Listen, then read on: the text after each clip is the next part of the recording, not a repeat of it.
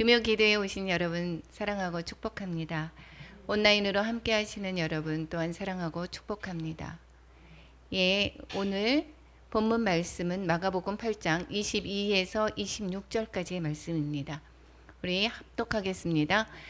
헤세다의 이름의 사람들이 맹인 한 사람을 데리고 예수께 나와 손 대시기를 구하거늘 예수께서 맹인의 손을 붙잡으시고 마을 밖으로 데리고 나가사 눈에 침을 뱉으시며 그에게 안수하시고 무엇이 보이느냐 물으시니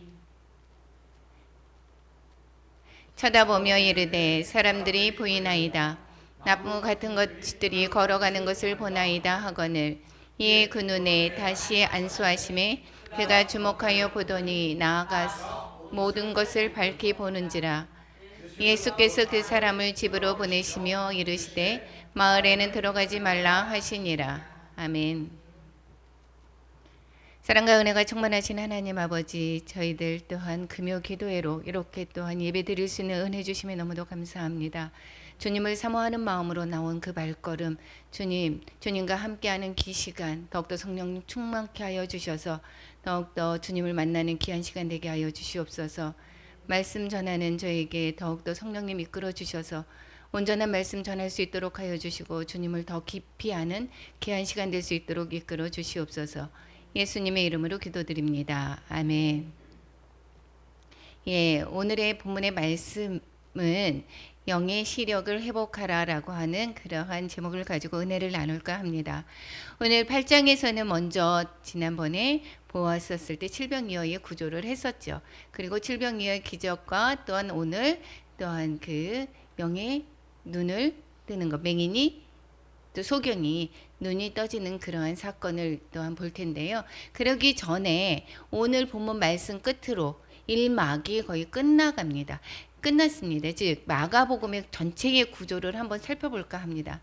이 마가복음에서는 예수님의 그 행적을 그 지역별로, 그러니까 이제 갈릴리 주변의 그 지역의 주변의 그 사역과 그 다음에 이제 예루살렘에 올라가는데 예루살렘의 그 십자가 고난을 그 사역 그것을 앞두고 올라가는 그 길, 그 순환 예고 그거를 해서 1막, 2막, 3막 이렇게 나누어질 수가 있습니다. 즉 1막은 오늘 본문 내용까지 거기에서 어디에서 주로 사역했던 것입니까? 갈릴리 주변의 그 사역을 담고 있습니다. 여기에서는 하나님의 아들 그리스도라고 얘기를 하면서 예수님께서 즉 그리스도께서 증거를 계속 하시죠. 그 증거를 어떻게 하십니까? 가르쳐 주시고 그 다음에 기적을 일으키시고 그 기적을 통해서 주님이 하나님 되심을 계속해서 가르쳐 주고 계십니다. 그리고 치유하심을 통해서 하나님의 아들 그리스도를 또한 보여주고 계시고 있습니다. 두 번째는 이제 2막으로 가는데 이제 갈릴리 사역이 끝나고 예루살렘의 사역으로 가는 그 길의 사역. 이것을 2막으로 하는데 8장 28절에서부터 10장 52절까지 즉 여기에서 보면 베드로의 고백과 십자가의 순환 예고가 이렇게 있습니다. 그리고 이제 예루살렘에 도착해서 이제 3막 예루살렘의 사역 즉 십자가 사건을 말하고 있죠. 그리고 그리스도의 죽음과 고난을 즉 실어 놓은 것을 서술한 것을 볼 수가 있습니다. 이렇게 마가복음의 구조는 지역을 구분을 해서 이런 식으로 또한 서술한 것을 볼 수가 있습니다. 오늘의 본문 배경은 그 지난번에 계속해서 그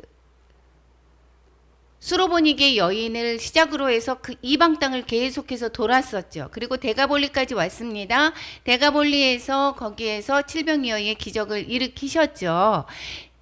데가볼리에서 먼저 귀머거리와 말더듬는 자를 고치시고 칠병이어의 기적을 일으키신 다음에 오늘 본문 말씀 22절에서 26절 하기 전에 10절 오늘의 그 내용은 10절에서부터 26절까지의 말씀인데 22절에서부터 26절까지만 본문을 읽었습니다. 오늘 함께 볼 내용은 10절서부터 시작하겠습니다. 그러면 여기 데가볼리 지역에서 여기에서 뭐라고 했냐면 8장 10절에서 보면 달마누다 지방으로 가시니라 이렇게 얘기합니다. 칠병이어에 끝나고 나서 달마누다 이렇게 여기는 달마누다 지방이 어딘지를 잘 모릅니다. 그런데 여기에 보면 이제 달마누다 이 지방을 즉 막달라 그 곳으로 보는 그 사례가 많습니다. 그리고 달마누다 지방에서부터 또 이제 벳세다로 가는 것, 이러한 그 길목의 내용들이 담고 있습니다. 그럼 본문 구성은 어떻게 되어 있느냐? 세 가지의 장면이 오늘 있습니다. 먼저 데가볼리에서 즉 달마누다 지방까지 가서 거기에 갔는데 바리새인들이 대적을 하고 있습니다. 너희들 기적을 살펴봐 이렇게 얘기를 합니다. 예수님께 그 표적을 구하고 있습니다. 그런데 표적을 안 일으키고 떠나는 것, 즉 바리새인들의 대적자들을 담고 있는 것이 10절, 12절까지고 그 다음에 제자들이 이제 배에서 이제 벳사다로 가는 길목에 제자들이 따르는 자들이죠. 바리새인들은 대적자입니다. 즉 예수님이 그렇게 지금 3년 공생의 기간 계속해서 가르쳐 주셨던 나는 조금 전에 말씀했죠. 예수님께서 하나님의 아들 예수 그리스도라는 것을 가르치기도 하고 기적을 통해서 또한 치유를 통해서 계속해서 가르쳐 주셨는데 그것을 보지 못한다라고 하는 것입니다. 그러니까 바리새인들도 못 알아보고 그 대적자인데도 못 알아보고 하물며 이 따르는 그 제자들도 하나님의 아들이심을 예수님이 하나님의 아들이심을 모르는 것입니다. 계속해서 모르는 그러한 즉 보지를 못하는 상황이다라는 것입니다. 그러고 벳사다로 가서는 거기에서 드디어 거기에서 실제적인 소경을 고치시면서 그 영적으로 보지 못하는 그 사람들의 그 상황을 눈을 뜨게 하는 것으로 보여주고 있습니다. 그러니까 소경을 지금 뜨게 하는 것, 영의 시력이 닫혀져 있는 것을 보게 하는 내용, 이것이 오늘 본문의 내용이다라는 것입니다. 그러니까 오늘 소경을 그냥 고치는 것, 그 사건으로 그냥 딱 떼어져서 그것을 많이 보는 것이 아니라 이것이 바리새인들의 소경된 것, 제자들의 소경을 보면서 소경된 실제적인 벳세다 소경을 고치는 사건으로 이어지는 것입니다. 그러면 10절에서부터 보면 바리새인들이 어떻게 예수님을 대적을 하고 있는지 한번 보겠습니다. 바리새인들이 지금 예수님을 알지 못한다라는 것이죠. 10절에서부터 12절 같이 한번 읽어보겠습니다. 곧 제자들과 함께 배에 오르사 달마누다 지방으로 가시니라. 바리새인들이 나와서 예수를 힐난하며 그를 시험하여 하늘로부터 오는 표적을 구하거늘 예수께서 마음속으로 깊이 탄식하시며 이르시되 어찌하여 이 세대가 표적을 구하느냐? 내가 진실로 너희에게 이르노니 이 세대에 표적을 주지 아니하리라 하시고, 이제 달마누다 지방다라고 얘기를 하면 먼저 달마누다 지방의 교교가 어딘가라고 하면 이 평행구절인 마태복음에서는 이 달마누다 지방을 뭐라고 얘기하냐면 마가단 지방이라고 얘기를 합니다. 이 마가단이 어디냐 그러면 이 막달라 마리아처럼 있었던 그 막달라 거기가 달마누다 지방이라고 보는 견해가 많이 있습니다. 그래서 지금 이 이방 땅에서 지금 유대 땅으로 들어갔다라고 하는 거죠. 그리고 여기 이방 땅에서 들어갔던 그 상황 속에서 이제 바리새인들이 얘기를 합니다. 이방 땅에 쭉 돌아서 칠병의 기적도 일으켰지만 많은 사람들을 고치기도 하고 가르치기도 했습니다. 누구와 지냈습니까? 이방인들과 지냈습니다. 이 바리새인들은 그 사람들이 정결하지 않고 더럽다라고 얘기를 하고 있지요. 그런 사람들과 어울려 다는 것이 정말 못마땅한 것입니다. 그래서 이 바리새인들은 뭐라고 하냐면 예수를 힐난하면서 그를 시험하여 하늘로 오는 표적을 구하거늘 이렇게 얘기합니다. 여기에서 표적을 구하는 것이 뭐라고 했습니까? 시험하려고. 그렇기 때문에 예수님께서 그 시험을 그냥 들어주지가 않게 되겠죠. 7병이어의 기적, 5병이어의 기적, 이 모두가 다 표적인 것입니다.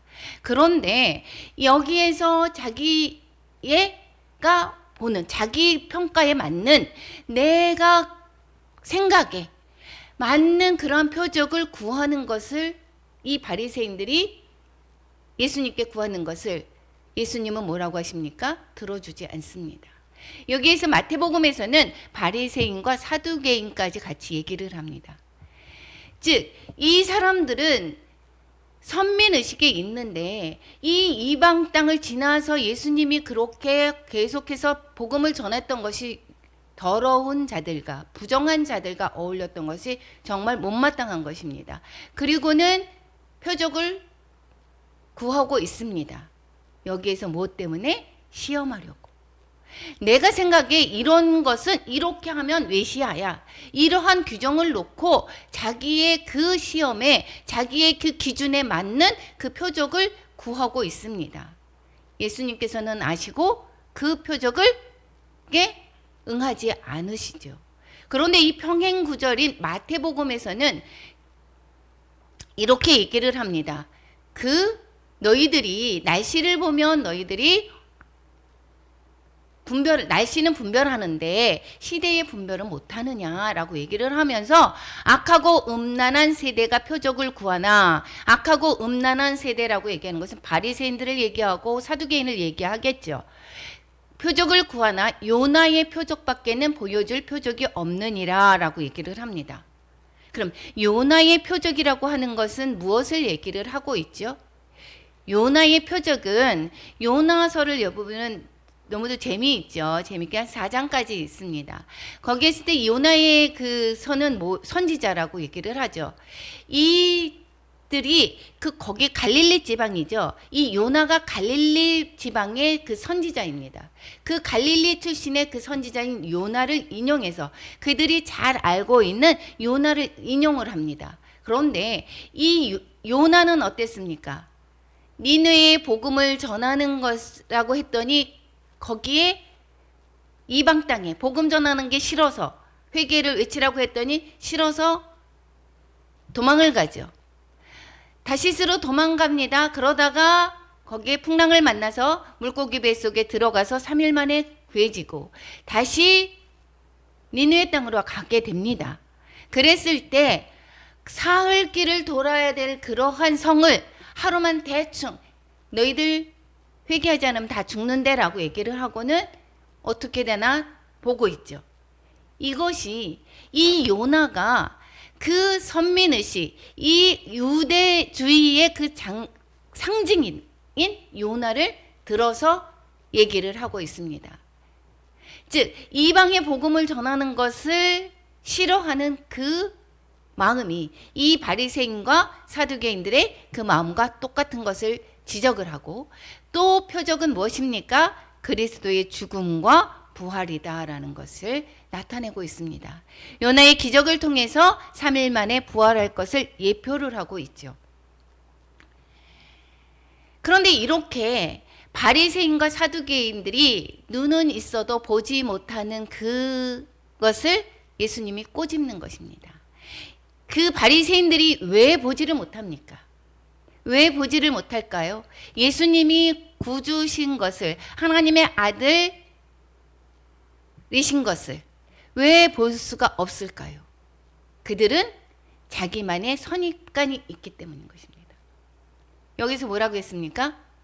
그를 시험하여 하늘로부터 오는 표적을 구하거늘 11절에 그렇게 얘기하죠. 우리가 나만 장군도 여러분 잘 아실 것입니다.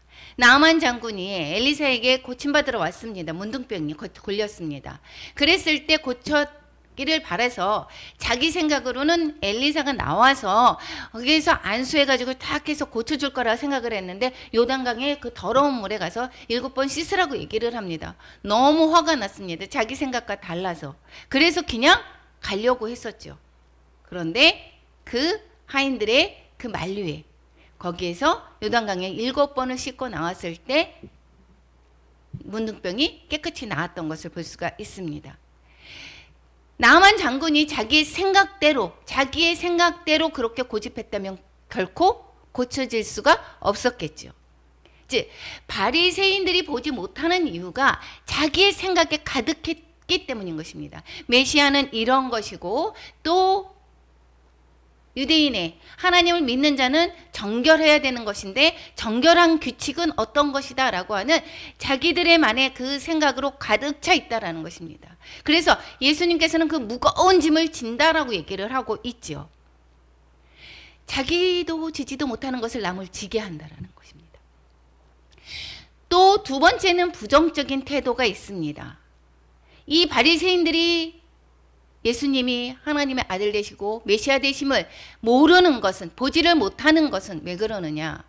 그들이 보아도 보지 못하고 들어도 듣지 못한 때문이다. 즉 부정적인 태도를 갖고 있기 때문이다 라고 얘기를 하고 있습니다. 그래서 예수님께서는 계속 비유로 말씀하고 있다라고 했습니다. 정말 얘기를 해도 그들이 깨닫지 못했기 때문에 갈망 있는 자들은 비유로 말을 했을 때 예수님께 다시 와서 가르쳐 달라고 합니다. 부정적인 자는 어떻게 얘기를 해도 듣지를 않습니다. 이 바리새인들이 보지 못하는 이유가 그들이 정말 잘못됐구나 라고 생각하는 것이 아니라 그들만의 문제가 아니라 내 안에 바리새인과 같은 모습은 없는지를 돌아보라는 것입니다. 내가 눈은 있어도 예수님을 바라보지 못하고 귀가 있어도 듣지 못하는 그런 모습은 아닌가. 나의 그 생각으로 주님의 말씀을 내 생각에 맞춰서 나아가지 않는가. 하나님은 계속해서 말씀을 하시는데도 불구하고 내 방법대로 내 의견대로 내 생각대로 움직여지지 않는 것은 그것은 안 된다라고 생각하는 거 아닌가. 우리가 그렇죠. 많은 부분이 저 사람들에만은 문제가 아니고 이 지금 말씀하시는 건 곧 나에게 하시는 말씀이다라는 것입니다. 그래서 우리는 내 생각에 맞춰서 다른 사람을 비판하고 판단하고 왜 저렇게 하지? 저 사람은 11조도 안 하네. 저 사람은 헌금도 안 해. 저렇게 왜 그렇게 신앙생활을 잘 안 할까? 저 사람은 어떻게?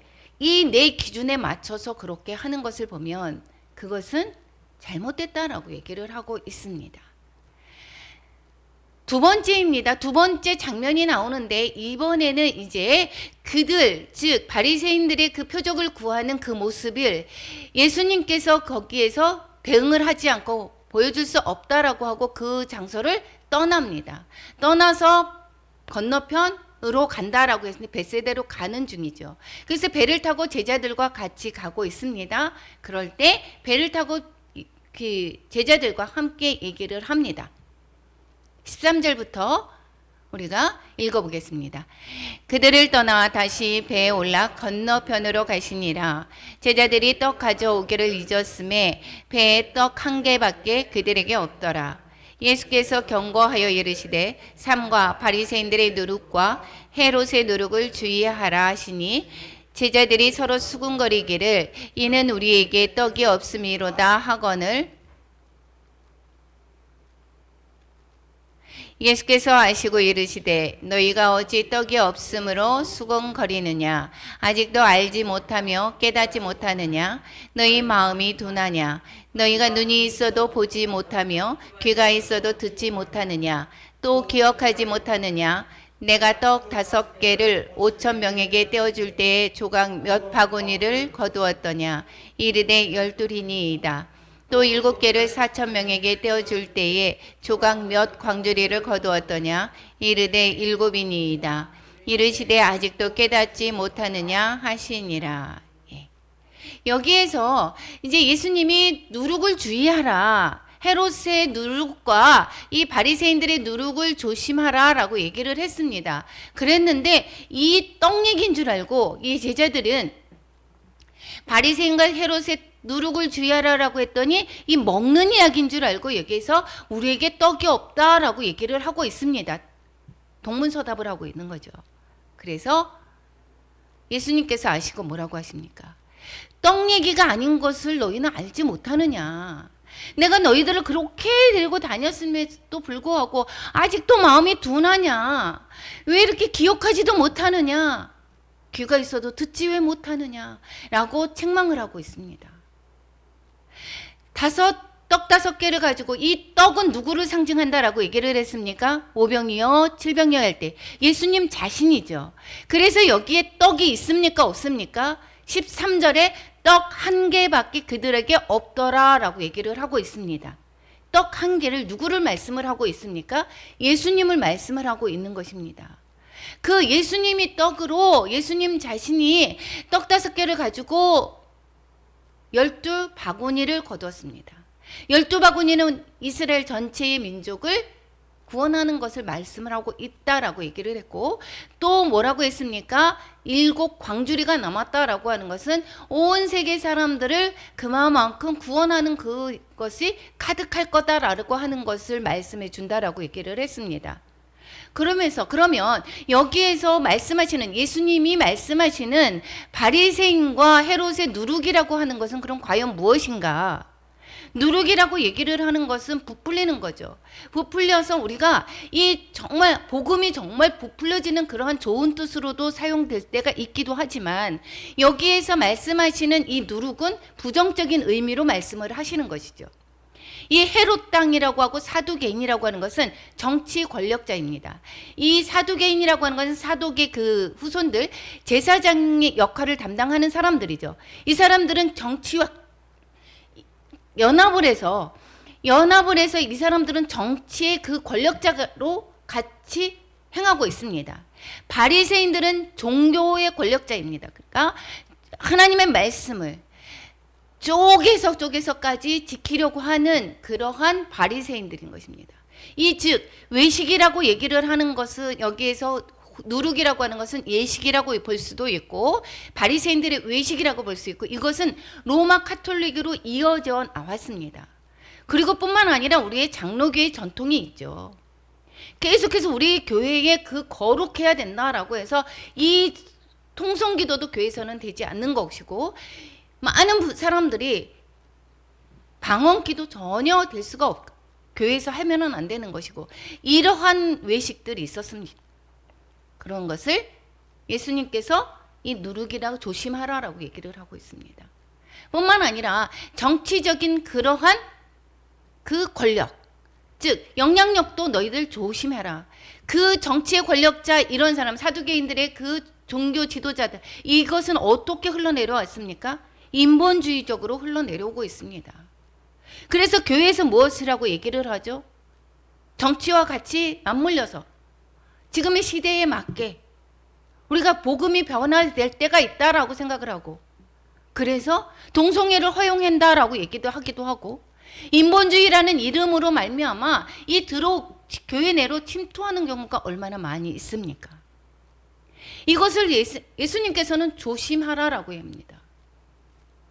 이 바리새인과 사두개인 이들의 누룩을 조심하라라고 하는 것은 그들의 영향력, 형식적인 것, 또한 인본주의적인 것 이런 것들을 조심하라. 그러면 어떻게 하라는 것이죠? 말씀과 기도의 균형을 잡으라라고 말씀을 하시는 것입니다. 이 제자들에게 계속해서 가르쳐 주십니다. 예수님의 공생의 기간 동안에 예수님의 그 어떤 분이시라는 것, 이 제자들에게 알림으로 말미암아 이 제자들을 통해서 사람 낚는 업으로 이 제자들을 삼으시고 복음이 계속해서 전해가는 것을 볼 수가 있게 되겠죠. 그런데도 아직 이 제자들은 아직도 모른다라는 것입니다. 그러니 예수님이 얼마나 답답하셨습니까? 여기에서 떡 1개밖에 이것은 뭐라고 했습니까? 예수님의 자신을 말씀하신다라고 했고, 우리가 고린도에서 이 성만찬할 때 우리가 떼는 떡은 그리스도의 몸이다. 몸에 참여하는 것이다. 그리스도 떡 자체가 그리스도라는 것이죠. 이 몸이 찢겨짐으로 말미암아 우리가 구원을 받는 것을 상징을 하고 있습니다. 요한복음에서 이렇게 이야기합니다. 나는 생명의 떡이니 내게 오는 자는 결코 줄이지 아니할 터이요 나를 믿는 자는 영원히 목마르지 아니하리라.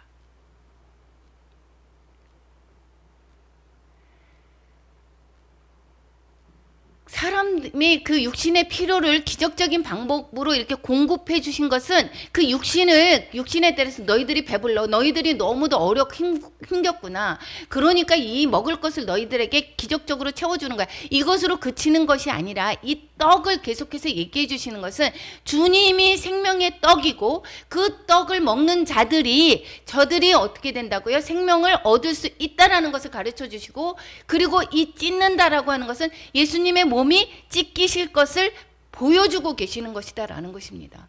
그걸 계속해서 가르쳐 주심에도 불구하고 이 제자들과 많은 사람들이 이걸 알지를 못하고 있습니다. 그러면 아까 사두개인과 바리새인들이 보지 못하는 경우는 자기의 생각이 사로잡힌 것이라고 얘기를 했습니다. 그리고 부정적이다라고 얘기했습니다. 그럼 이 제자들은 예수님을 따르는 자들입니다. 그럼에도 불구하고 보지를 못하는 것은 무엇입니까? 둔감한 마음 때문에. 즉, 이 제자는 우리를 본다라고 생각을 하면 되겠습니다. 예수님을 따르는 자들입니다, 우리가. 그럼에도 불구하고 우리가 보지 못하는 것은, 이 제자들이 왜 보지를 못하는지 한번 살펴보겠습니다. 17절에서부터 18절 같이 읽어보겠습니다. 예수께서 아시고 이르시되 너희가 어찌 떡이 없으므로 수군거리느냐? 아직도 알지 못하며 깨닫지 못하느냐? 너희 마음이 둔하냐? 너희가 눈이 있어도 보지 못하며 귀가 있어도 듣지 못하느냐? 또 기억하지 못하느냐? 아까 읽었듯이 또 한번 읽었죠.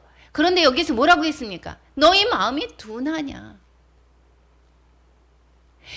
주님의 말씀을 읽으면서도 우리가 깨닫지를 못합니다. 뭐 때문에? 둔하기 때문에. 둔하는 것은 여기에서 무엇으로 가르쳤기 때문에 둔한 것입니까? 내 생각으로 가득 찬 것이기 때문에. 하나님의 말씀이 내 밭이 언제 옥토가 되어서 완전히 씨가 떨어져서 자라야 되는데, 이 내 것으로 가득 차 있는 그 경관진으로 쌓여져 있으면 다른 것을 받아들일 수가 없습니다. 그렇기 때문에 어떻습니까? 들어와서 뿌려졌다가 새가 조금 먹기도 하고, 또 타서 햇빛에 타서 마르기도 하고, 가시 기운에 막혀서 자라지 않는다라는 것입니다. 이게 우리의 마음이 어떤가? 성경의 말씀을 계속해서 읽습니다. 강단에서 계속해서 읽습니다. 너희가 이제는 주님을 믿는 것은 이제 예수님의 말씀으로 사는 것이다. 이제는 내 생각을 버리고 사는 것이다. 그럼에도 불구하고 우리는 여전히 상황이 생기면, 어떤 일이 생기면 걱정하고 두려워하고, 이것이 믿음 없는 행동 아닙니까? 주님을 믿지 못하는 행동입니다. 그리고 비판하고 판단하고 화를 내고, 아직도 이런 모습이 우리에게 있지 않습니까? 예수님을 제대로 보지를 못한다라는 것입니다. 두 번째, 주님께서 계속해서 가르쳐 주셨습니다. 계속해서 가르쳐 주셨습니다. 따로 가르치고 그것이 무슨 뜻이죠? 라고 하면 그 비유를 풀어서 또 제자들에게 가르쳐주고, 계속 기사와 이적의 그 사건마다 제자들을 데리고 다니시면서 가르쳐 주셨는데, 그것을 기사와 이적을 행했음에도 불구하고 전혀 기억하지 못한다라는 것입니다. 바로 우리의 모습이죠. 나는 고침받았어. 옛날에 주님이 나를 고쳐주셨어. 그럼에도 지금 상황이 어려운 상황을 만나면 까마득히 잊어버리고 내 방법대로 나갑니다. 내가 그때 당시에 주님을 만났어. 체험이 있었어. 고린도 교회에 주님께서 바울이 말씀하는 게 뭐라고 했습니까? 광야 교회에 그렇게 많은 기사와 이적을 체험을 하고도 불구하고 그들이 가나안 땅을 들어가지를 못했습니다. 그럼에도 불구하고 원망과 불평과 비난으로 가득했습니다. 왜 그렇습니까? 그것을 기억하지 못하고 금방 잊어버렸다라는 것입니다. 그 광야의 40년을 왜 돌았습니까? 그렇게 홍해가 갈라지고 하늘에서 만나가 떨어지고 또 메추라기를 또 보내줘서 먹고 바위에서 샘물이 나게 하시고 여러 가지 기사와 이적을 정말 체험했던 그들임에도 불구하고 순간순간 어려울 때마다 원망하고 불평하고 비난하고, 이게 바로 우리의 모습이다라는 것입니다. 아, 주님이 계셔, 나와 함께 하셔. 그럼에도 불구하고 우리는 똑같은 다른 어떠한 어려운 상황 이랬을 때 주님을 의지하기보다 벌써 두려워하고 불평하고 불만하고 이렇다라는 것입니다. 이것이 우리의 모습이고 바로 제자의 모습이다라는 것입니다. 이럴 때 주님을 바로 보지 못한다라는 것입니다. 사도 바울을 통해서 이렇게 말씀하고 있습니다. 빌립보서 4장 6절 같이 읽겠습니다. 아무것도 염려하지 말고 다만 모든 일에 기도와 간구로 너희 구할 것을 감사함으로 하나님께 아뢰라. 그리하면 모든 지각에 뛰어난 하나님의 평강이 그리스도 예수 안에서 너희 마음과 생각을 지키시리라. 어떠한 상황과 어떠한 형편에 처하든지 우리는 주님을 믿는다고 하면, 주님을 바라볼 수가 있다라고 하면, 그렇다라면 우리는 어디서나 평안할 수가 있습니다. 그때마다 나와 함께 하시는 주님이 주님께 기도와 간구로 할 때 뭐라고 했습니까? 하나님께서 들으시고 그 모든 피할 길을 주신다라는 것입니다. 그리고 세 번째 장면 22절서부터 26절까지의 오늘 본문 읽은 말씀입니다. 그래서 바리새인과 사두개인들, 이 헤롯 땅의 사람들이 보지 못하는 모습, 제자들이 보지 못하는 모습을 통해서 여기에서 이것을 보고 이 실제적인 이 소경을 눈을 뜨게 하면서 가르쳐주고 있습니다. 그들의 마음의 상황과 그리고 눈을 확실히 보게 하라고 하는 메시지를 전해주고 있다라는 것입니다. 여기에서 오늘 벳세다에 가서 도착했죠. 벳세다에 가서 거기에서 사람들이 소경을 데리고 옵니다. 소경을 데리고 오면서 이 소경을 주님께서 고쳐주죠. 그래서 우리는 눈이 활짝 열릴 때, 우리가 볼 수 있을 때, 귀가 들렸을 때 복이 있는 것입니다. 왜 그렇습니까? 주님의 말씀대로 우리가 순종할 수 있기 때문에. 어떻게 고치는지 한번 살펴보겠습니다. 먼저 어떻게 합니까? 예수님께서 맹인의 손을 붙잡고 이 마을 밖으로 데리고 나갑니다. 많은 사람들이 있었을 것입니다. 마을 밖으로 데리고 나갑니다. 즉 우리가 예수님의 마음을, 예수님을 바로 본다라고 하면 세상의 시끄러운 소리, 세상의 그 사고관, 이것을 그냥 가지고 주님을 바라볼 수가 없습니다. 내 생각을 그대로 참고 그리고 예수님을 바라볼 수가 없습니다. 세상의 그 모든 사고관을 떠나야 된다라는 것입니다. 세상의 것을 떠나고 그래서 주님께 나와야 된다라는 것입니다. 그랬을 때 여기에 눈에 침을 뱉으시고, 지난번에 귀 머거리와 혀 풀린 자, 혀가 어눌한 자를 고쳤을 때 여기에 침을 발랐죠. 마찬가지로 이 침을 뱉는다라고 하는 것은 예수님의 고난, 즉 침을 뱉으며 이 침은 모욕당하는 것을 얘기하고 있죠. 모욕당하는 것을, 즉 고난을 예시해주고 있습니다. 너희들이 눈이 떠지는 것, 이런 것들이 예수님이 고난을 통해서 이루어진다라는 것을 가르쳐주고 있습니다. 그리고 안수하시고 무엇이 보이느냐 물어보십니다. 그랬더니 여기 뭐라고 합니까? 보이는데 첫 번째 24절에서 뭐라고 했습니까? 사람이 보이는데 이 사람이 바로 똑바로 사람이 보여지는 것이 아니라 나무 같은 것들이 걸어가는 것을 보인다라고 얘기를 합니다. 예수님께서 한 번에 딱 안수를 하셨는데 완전히 고칠 수가 없어서 능력이 부족해서 이렇게 됐을까요? 두 번에 걸쳐서 안수를 하셨을까요? 그것이 아니라 이 제자들의 모습이 그렇다라는 것입니다. 우리가 보기는 보되 이것이 무엇인지를 잘 모르는 것입니다. 우리가 상황이 일어났습니다. 상황이 펼쳐졌습니다. 이 상황이 어떠한 상황인지, 그 상황이 저 사람이 나를 미워해, 저 사람 때문에 내가 힘들어, 이것이 아니라 그 상황을 통해서 하나님이 가르쳐주고 싶으신 것은 무엇인가? 내가 이 상황을 통해서 내가 보기를 원하시는 것이 무엇인가? 그것이 아니라 희미하게 이렇게 보는 모습들이 우리의 모습들이 아닌가요?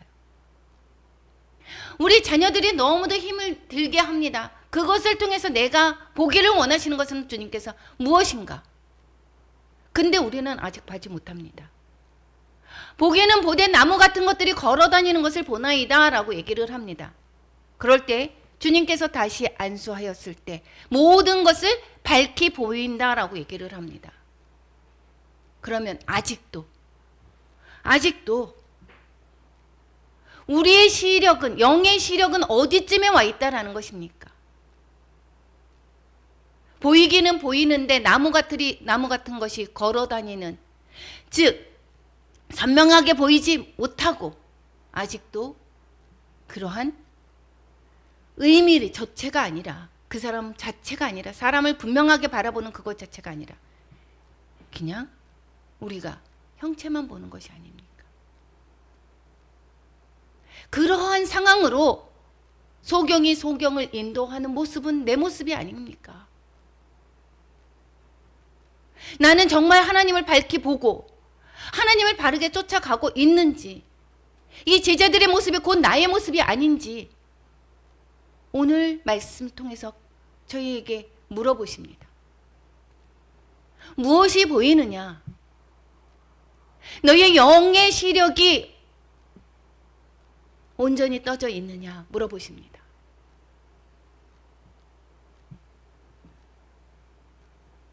우리가 지금은 희미하게 보일 수도 있습니다. 완전하게 보인다라고 해도 우리가 하나님을 정말 하나님과 대면했을 때 확실하게 알겠지만, 부분적으로 알겠지만, 그렇지만 우리가 영의 눈이 활짝 열렸을 때 정말 하나님께서 의미하시는 것이 무엇인지 우리가 안다라고 하면 모든 상황을 감사할 수 있고 기뻐할 수 있는 것입니다.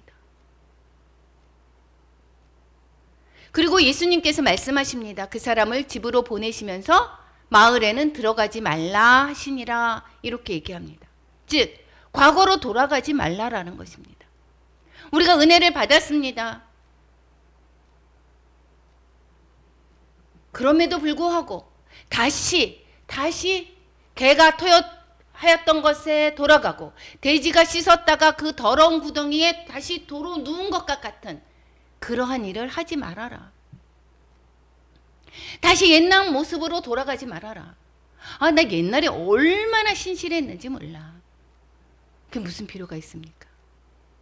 그것은 안 된다라는 것입니다. 이 오늘의 말씀, 소경을 뜨게 하는 그 말씀을 통해서 주님은 우리에게 말씀하십니다. 너의 영의 시력이 어떻게 되느냐? 너의 영의 시력이 희미하게 보이면서 다른 사람을 인도하는 것이 아니냐?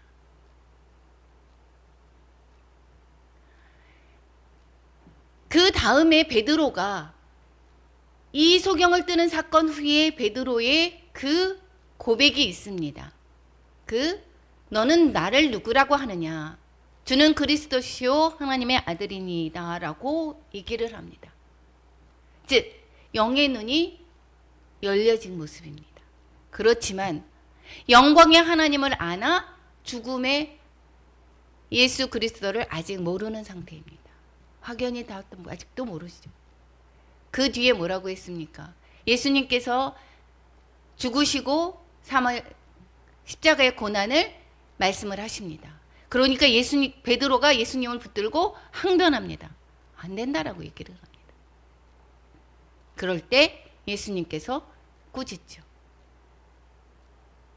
사탄아 내 뒤로 물러가라. 아직도 이 제자들의 그 모습이 예수님을 확실하게 보지를 못하는 그 모습인 것입니다. 그런데 이 제자들이 언제 밝히 보겠습니까? 예수님이 돌아가시고 부활하셔서 그때 이 제자들이 눈이 확실하게 보여지는 것을, 밝히 보이는 것을 볼 수가 있습니다. 사도행전 1장 3절을 한번 같이 읽어보겠습니다. 그가 고난을 받으신 후에 또한 그들에게 확실한 많은 증거로 친히 살아 계심을 나타내사 40일 동안 그들에게 보이시며 하나님의 나라의 일을 말씀하시니라. 여기에서 하나님의 나라의 말씀을 가르쳐 주시죠. 그래서 그동안에 계속해서 배웠던 것이 예수님께서 정말 돌아가시고 다시 부활하신 것을 직접 목격함으로 말미암아 그들의 눈이 열려지게 되는 거죠. 그리고 나서는 오순절날 성령의 임하심으로 말미암아 담대하게 주님을 증거를 하는 것을 볼 수가 있습니다. 이들의 눈이 예수님이 돌아가시고 부활을 하신 후에 눈이 밝혀진 것을 볼 수가 있습니다. 오늘 우리에게 말씀하시는 것, 우리에게 바리새인과 헤롯과 같은 그러한 누룩은 없는지, 또한 제자들과 같이 보기는 보되 우리가 잘 확실하게 밝게 보지 못하고, 그리고 우리가 나와서 누구를 전도를 한다, 누구를 가르친다라고 하는 소경이 소경을 인도하는 모습은 아닌지, 그것을 한번 다시금 돌아봤으면 좋겠습니다. 아직도 내가 분냄이 있고 화가 있고 내가 아직도 불평과 불만과 비난이 아직도 있다. 두려움이 아직도 많이 있다. 내게 아직도 하나님의 말씀이 밝게 들려지지가 않는다라고 하면, 그렇다라고 하면 아직도 우리는 영의 시력이 아직도 어두운 그러한 상황인 것입니다. 그래서 우리가 이것은 누가 안수함으로 확실히 열려졌습니까? 주님이 다시 안수하심으로 말미암아 눈이 밝게 보여졌습니다. 우리가 주님께 간구해야 되겠습니다. 주님, 우리의 영안을 열어주시옵소서. 성령이 충만케 하여 주셔서 영안을 열어주시옵소서. 주님, 저희들을 가르쳐줘서 주님, 저희들을 통하여서 주님의 뜻을 이루시옵소서. 우리가 주님을 확실히 볼 수 있도록 위해서 기도하겠습니다. 오늘 말씀을 통해서 나의 그 영의 시력을 다시금 점검하는 저와 여러분이 되시기를 축원합니다. 우리 찬양한